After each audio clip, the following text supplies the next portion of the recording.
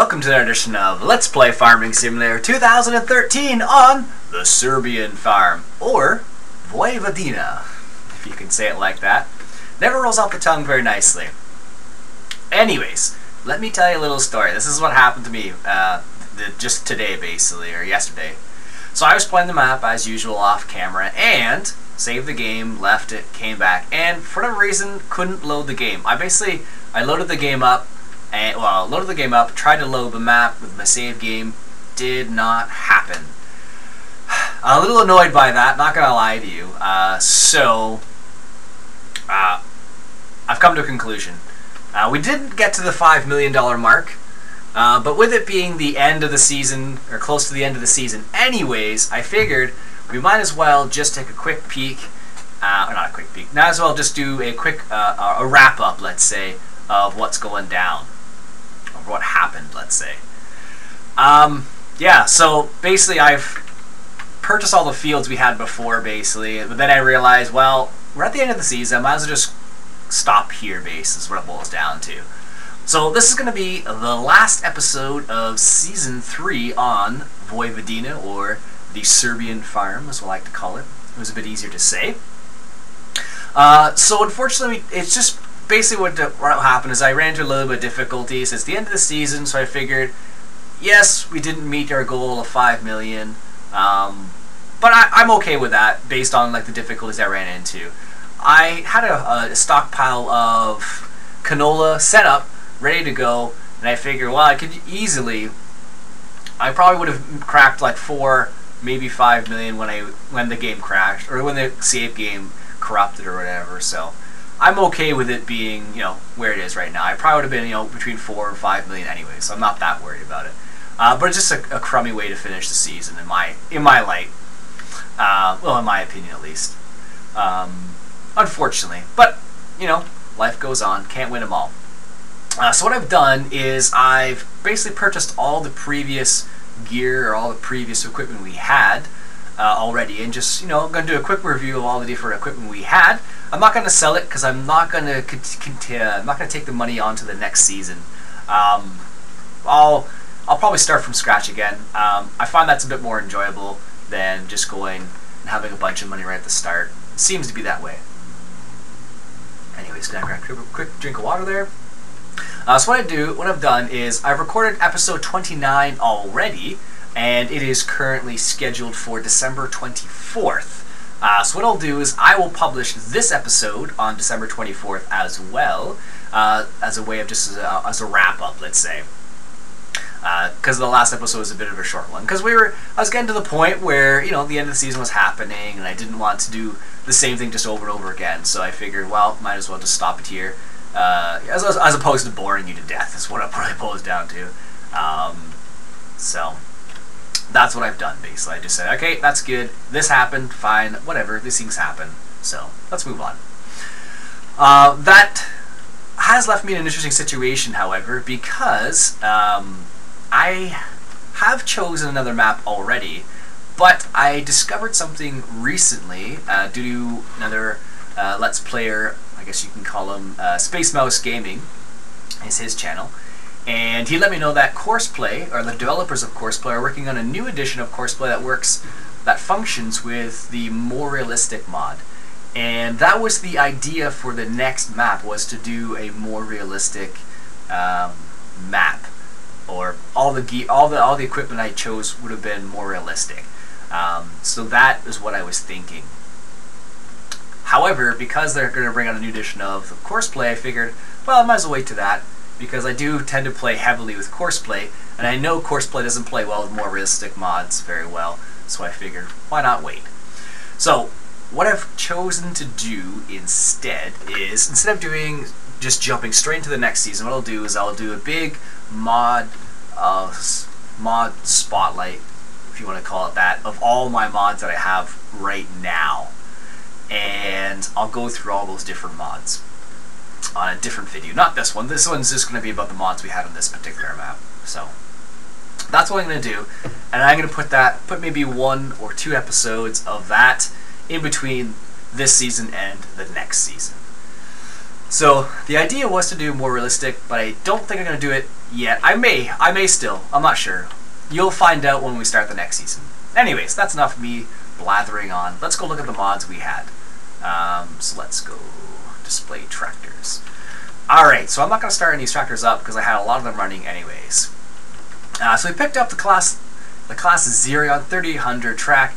This was our tractor for the extra stuff we needed to do. So we wanted another tractor that had high horsepower that could do things like fertilizing with our big fertilizer tank, which is over there.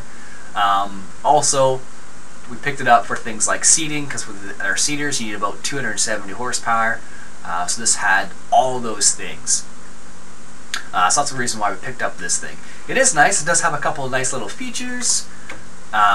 You can put dualies on it. You can put floating tires on it. You can put just the regular tires. It does have a rear view camera.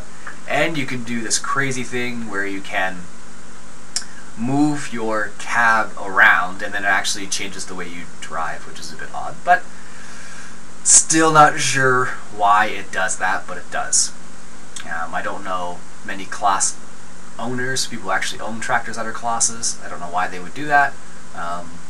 Maybe one day I'll figure it out. The other thing we picked up was this Fendt Favorite 824. It was a low price, high horsepower tractor. This tractor has about 230 horsepower, I believe it is, and it's only 35,000. Now I did have a little bit of a talking with the Nor Warrior, and he said this is actually way too cheap for this tractor, and I'm inclined to agree with him. However, I did find some tractors that were, in real life I should say, I found some tractors that were the same price actually, or close to the same price, but they had a ton of hours on it. Now because I just bought this tractor, it has 0 hours on it, due to the complications I ran into. But our previous tractor had about, I think it was 45 hours on it or something. Excuse me. Still getting over the sickness here. I'm on the last leg of it. We got the trusty rusty conveyor belt. I pick up this all the time. Pick this up all the time because it's a fantastic mod. I use it for everything. So in this map, I used it primarily for silage and for manure, but you can use it for grass, straw, just about anything almost. Any of the standard stuff at least. This John Deere 3030, if you're wondering, it has 88 horsepower. This tractor, we picked it up primarily for just moving around our headers, basically. We needed a tractor to move our headers around on the header trailers, and that's why I picked this guy up. Nice little tractor. Tires look a little funny. I don't know why they look like that. Other than that, it looks pretty good. Sounds alright. Here we have our 9630. This was our first big purchase. And the reason why we got this big tractor was originally for our Ford 9-meter disc for our heavy tillage that we were doing on the fields. Eventually, we switched over to using this for things like seeding and fertilizing as well. Good little tractor. Eventually, we got to the point where we needed another semi.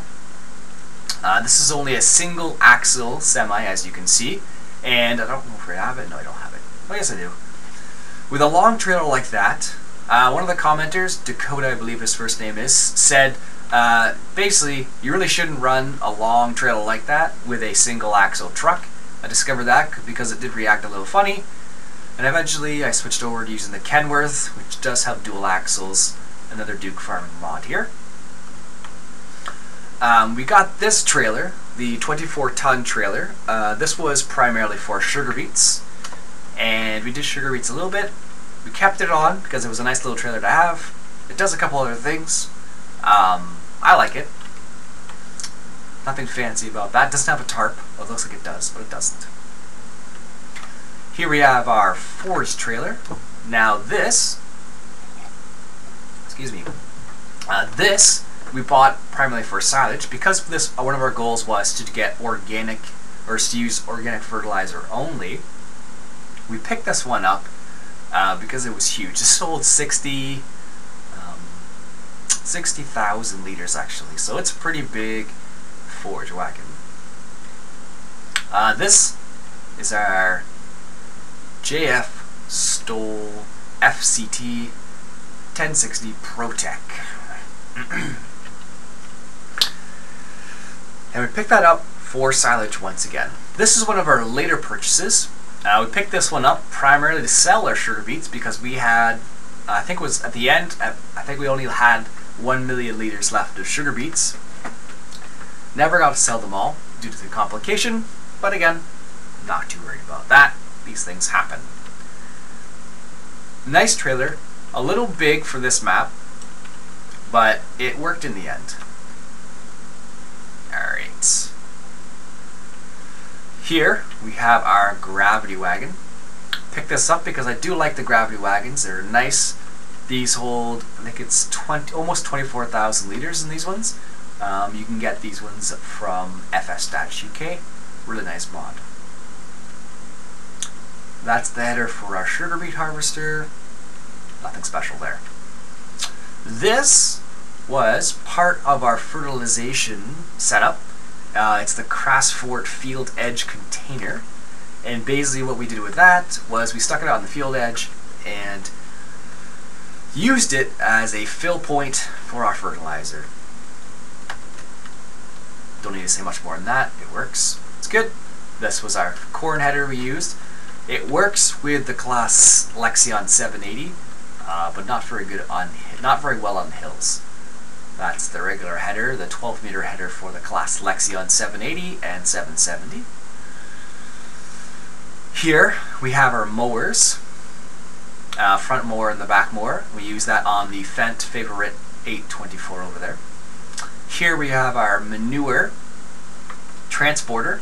This actually works with another trailer, and you can hook it up right here, or, oh, it's just right there.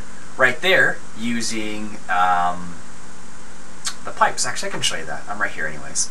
I don't think I ever showed you this, but I'll show it right now quickly. Where are we here? Slurry, here we are. So what you do is you take the hose. Where did that drop off to? There it is.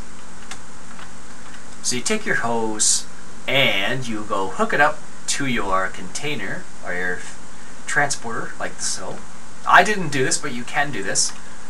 And you hook it up like so, and then you hook the other side up to another field edge container, not that one, another one. And that's what you can do with it as a way of using the manure. And you can actually come over here and use these buttons to, or these levers to actually load and unload manure, which is kind of cool. This was our enormous fertilized spreader. It holds 32,000 liters at a width of 30 meters, which is fantastic. This thing is awesome. I really like it. Really nice looking mod. Don't know why I never picked it up earlier, but it does work really well. This is our seeder. This is a 16-meter corn planter, soybean planter. Based on the same model as our standard seeder you have in game. I thought I had it over there, but I don't. Based on the same model as that. Nice seeder. This is our Lemkin Gigant. And this is a 12-meter cultivator. As you can see, it's got our vertical tillage right there with our little discs. And then it's got the rollers in the back. And it's also got the tines right up the top there. This was our Kinsey overloader wagon with our tracks. A really nice overloader. It's huge. It holds 38,000 liters. Really nice. And we picked that up because we needed a way to transport, to unload our combine and then be able to transport our grains, or our crops I should say, away to our other storage facility. Excuse me. That's about all the mods we picked up in this series. There's a couple other ones we didn't pick up, or we didn't show. We have our Bobcat right here. fix him up here. Don't know why he's like this. We picked up our bobcat. This was originally for, I believe, the wool pallets, I think. And we also used it for our conveyor belt, which we tend to use it for way more. Our sugar beet harvester, that set us back 200 grand. Works really well. I ran into one little problem with it, and that was just basically I didn't unfold it, and it still had stuff in it. I don't know how it worked out, but it was full, but it wasn't unfolded properly, so I couldn't unload the stuff that was in it. Very strange. Anyways. And our Class Lexion 780. This was another big purchase we started off with, so we can move into the bigger fields and harvest our crops much faster. And I think that is about it. That's what we had. We also have the gas truck, which isn't here. I didn't buy it again. Is there anything else I want to mention? The one thing I do want to mention about this map, this is a fantastic map. I would start from the beginning again on this map. But I'd probably do that by myself, not on a Let's Play, but it is a really nice map. The one thing I don't like was the length it took for the beef cattle to be matured, basically. And that took forever. We actually never sold any beef cattle because it took so long, and it wasn't really worth buying a truck or a trailer for our beef cattle, because we only, in the end, we only had about 15 or 16 ready to go to market, which is kind of crazy. I do like this particular grain bin setup. It's nice, although I really don't like the scale right there, because it makes it. I would never drive through the front door, just because I would get stuck here constantly. That's just me, though. Is there anything else? I don't think so. That was probably my biggest thing, was about how long it took the beef cattle to be ready. It took a long time. Like, I think in the end, on the file, I think I had like probably 80, 90, I think over 100 hours on this particular game file, because I just really enjoyed the map, and it's just unfortunate that beef never got ready. So I most definitely will try another map with beef cattle on it again. Hopefully they don't take nearly as long to be ready for market. And I think that's it for this episode. My voice is getting a little weird. It's like drying out. I don't know why it's drying out, but it is. I just get that feeling, at least, and water doesn't seem to be helping. So I'm going to close this series off, this Serbian farm off. If you want to play on a big map with lots of detail, definitely check out the Serbian map, Vojvodina, the Vojvodina Special, I think it's Special, I think it's called. Definitely check it out. Worth a play. I really loved it.